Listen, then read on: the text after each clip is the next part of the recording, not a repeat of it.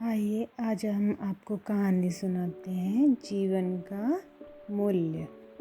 किसी गांव में एक जौहरी रहता था। वह काफ़ी बुद्धिमान था, हमेशा अपने काम में लगा रहता, लेकिन नियति में उसके कुछ और ही लिखा था। अपनी जवानी के दिनों में ही किसी बीमारी के चलते वो चल बसा। वह अपने पीछे अपनी पत्नी और एक लड़के को छोड़ गया।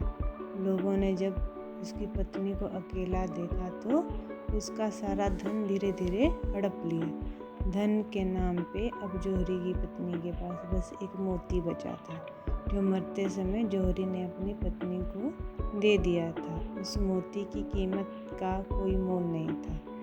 जौहरी का लड़का जब बड़ा हुआ तो उसकी माँ ने वो मोती बेटे को दे दिया और कहा, बेटा ये मोती मुझे तुम्हारे पिताजी ने मरते समय दिया था। इसकी कीमत का मुझे कोई अंदाज़ा नहीं है, लेकिन तुम्हारे पिताजी ने कहा था कि ये एक अनमोल मोती है। जो कोई भी व्यक्ति इस मोती का मोल लगाएगा वह अपनी बुद्धि का मूल्य तुम्हें बताएगा। यानी कि जैसी उस इंसान की बुद्धि होगी ठीक वैसा ही इस मोती का मूल्य होगा। अब तुम इस मोती को लेकर बाजार में जाओ और इस मोती का मूल्य पता करो, लेकिन ध्यान रहे इस मोती को उसी व्यक्ति को देना जहाँ तुम्हें इसका सही मूल्य मिले। जौहरी का लड़का मोती लेकर बाजार में गया। उसने कई जगह मोती का मूल्य पता किया। बाजार में निकलते हुए उसे एक सब्जी बेचने वाला दिखाया। उसने सब्जी वाले से मोती का मूल्य बताने की बात की। सब्जी वाले ने मोती को पहले तो अच्छे से देखा और फिर मोती के बदले में 4 गाजर देने की बात कही। लड़का मोती को लेकर आगे गया। कुछ देर बाद उसे बाजार में एक सोने चांदी की दुकान दिखाई दी।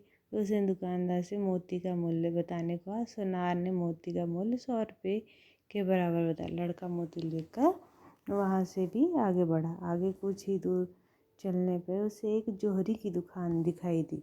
उसने जौहरी से भी मोती के मूल्य के बारे में जानना चाहा। जौहरी मोतियों का भी व्यापारी था। उसने मोती का मूल्य 1000 रुपये बताया। अब लड़का आश्चर्यचकित था। वह जैसे जैसे बाजार में मोती का मूल्य पूछ रहा था, मोती का मूल्य बढ़ता ही जा रहा था। अब उसके मन में मोती का सही मूल्य जानने को लेकर उत्सुकता हुई। वह किसी भी कीमत पर मोती का सही मूल्य जानने के लिए आतुर था। कुछ ही दिनों में वह एक जाने माने जौहरी के पास मोती का सही मूल्य जानने के लिए पहुंचा। जौहरी हीरे मोती का बहुत बड़ा व्यापारी था। लड़के ने जौहरी के सामने रखकर जैसे ही मोती दिखाया, मोती देखते ही जौहरी आश्चर्यचकित हो गया और उसने आश्चर्य से लड़के से पूछा, ये मोती तुम्हें कहाँ मिला? लड़के ने अपने पिताजी द्वारा मरते समय मोती देने और माँ द्वारा मोती का मूल्य पता करने की सारी बात जौहरी को बताई। लड़के की बात सुनते जौहरी सारा माजरा समझ गया। उसने लड़के को अपने पास बैठाया और कहा, बेटा ये मोती अनमोल है। दुनिया में इस तरह का और कोई भी मोती नहीं है। मेरे पास जो कुछ भी है अगर सब भी तुम्हें दे दूँ तब भी इस मोती का मोल नहीं किया जा सकता। जौहरी की बात सुन लड़के ने जौहरी से निवेदन किया कि सेठ जी, पिताजी की मौत के बाद हमें अकेला पाकर लोगों ने हमारा सारा धन छल कपट से हड़प लिया है। धन संपदा के नाम पे अब इस मोती के सिवा हमारे पास कुछ भी नहीं। अगर आप इस मोती का सही मोल लगा देंगे तो ये मोती आपको दे दूंगा, जिससे हमारी तंगी भी दूर हो जाएगी और ये मोती भी सही हाथों में चला जाएगा। जौहरी को उस लड़के पे तरस आ गया। उसने लड़के के सर पर हाथ फेरते हुए कहा, बेटा इस अनमोल मोती का मूल्य तो मैं नहीं लगा सकता, लेकिन जो भी तुम इससे इस मोती के बदले में लेना चाहो तुम ले सकते हो। वह कैसे? जौहरी की बात पर गौर करते हुए पूछा। जौहरी ने लड़के को उसकी तीनों दुकानों के बारे में बताया और कहा कि हमारी तीनों दुकानों में तुम्हें पहली दुकान में 15 मिनट का समय दिया जाएगा। उन 15 मिनट में तुम जितना सामान उस दुकान से निकाल लोगे वह तुम्हारा हो जाएगा। ठीक वैसे ही दूसरी दुकान में तुम्हें 25 मिनट और तीसरी दुकान में 60 मिनट का समय दिया जाएगा। तुम तय समय में जितना सामान दुकान से निकाल लोगे सब तुम्हारा हो जाएगा। जौहरी की बात सुन के लड़का बहुत खुश है। लड़के ने सोचा, मोती की इससे अच्छी कीमत मुझे नहीं मिल सकती। बस यही सोचकर उसने जौहरी को शर्त मान ली और वह मोती जौहरी को सौंप दिया। कुछ ही देर में जौहरी ने अपने मुनीम को बुलाया और लड़के के से हुई सारी बात मुनीम को समझा दी। मुनीम लड़के को लेकर पहली दुकान में पहुंचा। लड़का दुकान को देख के ही सुंदरता में खो गया। दुकान में जगह जगह हीरे जवाहर सजे थे। इतनी ज़्यादा दौलत उसने पहले कभी नहीं देखी थी। वह इस धन दौलत में वह इतना खो गया कि उसे समय का ख्याल ही नहीं रहा। अब जौहरी के दिए 15 मिनट पूरे हो गए। मुनीम लड़के को दूसरी दुकान में हो जाए।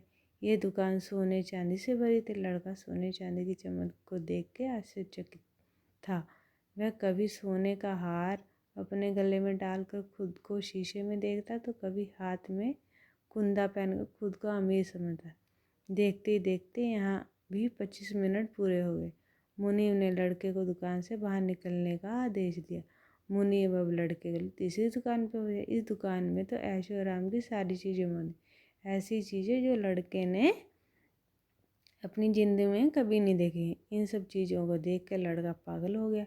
वह कभी सोफे पे जाके बैठता तो कभी दीवार पे लगे झूमर को निहारता, कभी बड़े बड़े हाथियों के साथ खेलता तो कभी अलग अलग तरह की घड़ियों को अपनी कलाई पे बांध के देखता।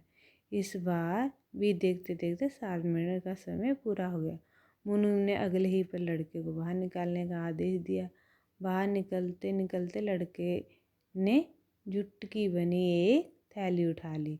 अब शर्त के अनुसार बेशकीमती मोती की कीमत वह जूट की बनी थैली थी। लड़के ने बाहर निकल के जूट की थैली को देखा, लेकिन उसमें कारीगर के रखने का सामान जैसे हथौड़ा, छीनी और पत्थर आदि थे।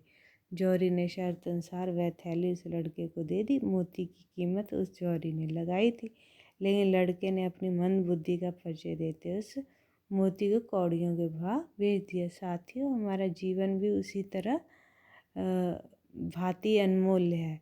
हमें भी जीवन में हमारे जीवन के मूल्यवान बनाने के लिए 3 मौके मिलते हैं। जीवन के प्रथम पड़ाव के 15 वर्ष अच्छे से शिक्षा ग्रहण करने के लिए और उसके बाद 25 वर्ष खुद को साबित करने के लिए और कुछ बनने के लिए। वह जिंदगी के आखिरी वर्ष धर्म कर्म के लिए होते हैं। लेकिन हम भी ज़िंदगी की चकाचौंध में इतने अंधे हो जाते हैं कि हमें समझ नहीं आता कि ज़िंदगी किस पड़ाव पर हमें क्या हासिल करना है। इसलिए ज़िंदगी की चकाचौंध में ना फंस के हमेशा अपने लक्ष्य और अग्रसर होना चाहिए। इस अमूल्य जीवन का भरपूर मज़ा उठाना चाहिए। और अगर आपको ये कहानी पसंद आई हो तो प्लीज़ इसको लाइक, शेयर, कमेंट और सब्सक्राइब ज़रूर करें। धन्यवाद।